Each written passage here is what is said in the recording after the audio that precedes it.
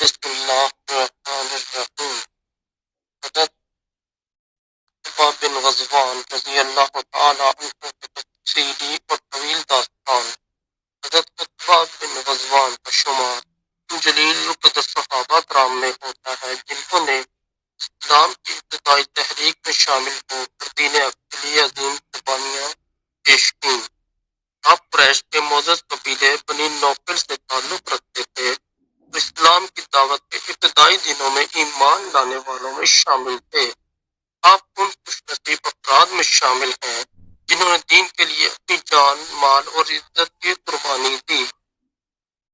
اسلام قبول کرنے کا واقعہ۔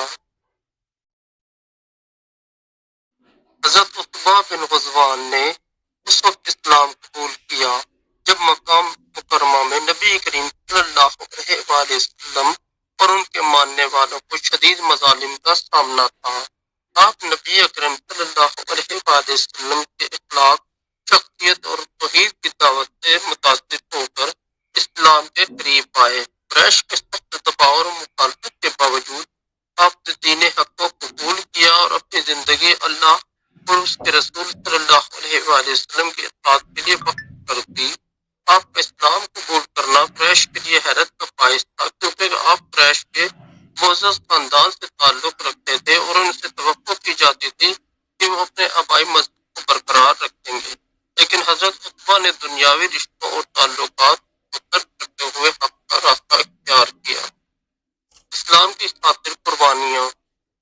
اسلام قبول کرنے کے بعد حضرت عتبہ بن غزوان کو قریش کے ظلم و ستم کا سامنا کرنا پڑا۔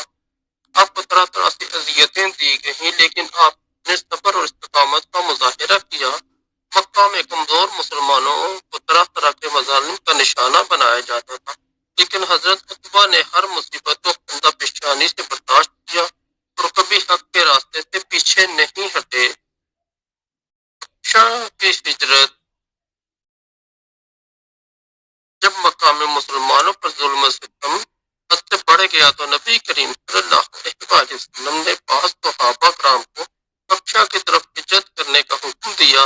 حضرت عتبہ بن غزوان ان خوش نصیب صحابہ میں شامل تھے جنہوں نے حبشہ کی طرف ہجرت کی۔ حبشہ میں آپ نے دین پر ثابت قدمی کے ساتھ عمل کیا اور وہاں کے لوگوں کو اسلام کی دعوت دی۔ حبشہ کی ہجرت آسان نہ تھی، بلکہ یہ ایک بڑی قربانی تھی، کیونکہ مسلمانوں کو اپنے گھروں، مال اور دولت اور خاندانوں کو چھوڑ کر ایک اجنبی سرزمین میں رہنا پڑا۔ لیکن حضرت عتبہ نے اس ہجرت کو اللہ کی رضا کے لیے قبول کیا اور اس دوران دین کی تبلیغ میں بھرپور حصہ لیا۔ مدینہ ہجرت اور نبی کریم صلی اللہ علیہ وآلہ وسلم کا ساتھ۔ حبشہ سے واپس آنے کے بعد حضرت عتبہ بن غزوان نے مدینہ کی طرف ہجرت کی۔ مدینہ میں آپ نے نبی کریم صلی اللہ علیہ وآلہ وسلم کا ساتھ دیا اور اسلامی ریاست کے تشکیل میں بھرپور حصہ لیا۔ آپ کا شمار ان صحابہ میں ہوتا ہے جو نہایت وفادار اور مخلص تھے۔ مدینہ میں آپ نے اسلامی معاشرے کی تعمیر میں اہم کردار ادا کیا۔ آپ نے انصار و مہاجرین کے درمیان محبت و بھائی چارے کو فروغ دینے میں بھرپور حصہ لیا اور ہر موقع پر نبی کریم صلی اللہ علیہ وآلہ وسلم کے شانہ بشانہ کھڑے رہے۔ غزوات میں شمولیت۔ حضرت عتبہ بن غزوان نے نبی کریم صلی اللہ علیہ وآلہ وسلم کے ساتھ کئی غزوات میں حصہ لیا اور اپنی بے مثال بہادری کا مظاہرہ کیا۔ آپ غزوہ بدر، غزوہ احد، غزوہ خندق اور دیگر اہم جنگوں میں شریک ہوئے۔ ہر جنگ میں آپ نے اپنی جان ہتھیلی پر رکھ کر اسلام کی سربلندی کے لیے لڑائی کی۔ آپ کی بہادری کا اندازہ اس بات سے لگایا جا سکتا ہے کہ نبی کریم صلی اللہ علیہ وآلہ وسلم آپ کو اہم ذمہ داریاں سونپا کرتے تھے۔ آپ نے نہایت اخلاص کے ساتھ ان ذمہ داریوں کو نبھایا اور کبھی کسی آزمائش سے پیچھے نہیں ہٹے۔ حضرت عتبہ بن غزوان اور فتح بصرہ۔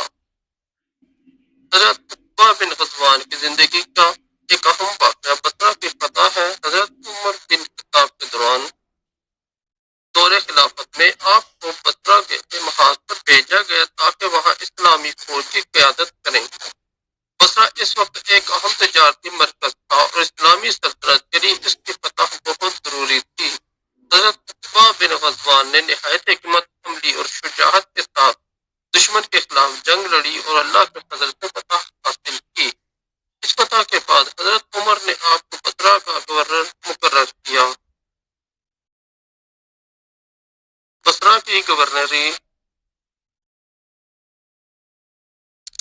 بصرہ کی گورنری کے دوران حضرت عقبہ بن غزوان نے نہایت عدل و انصاف سے حکومت کی۔ آپ نے عوام کے فلاح و بہبود کے لیے اہم اقدامات کیے اور بصرہ میں اسلامی طرز حکومت کی بنیاد رکھی۔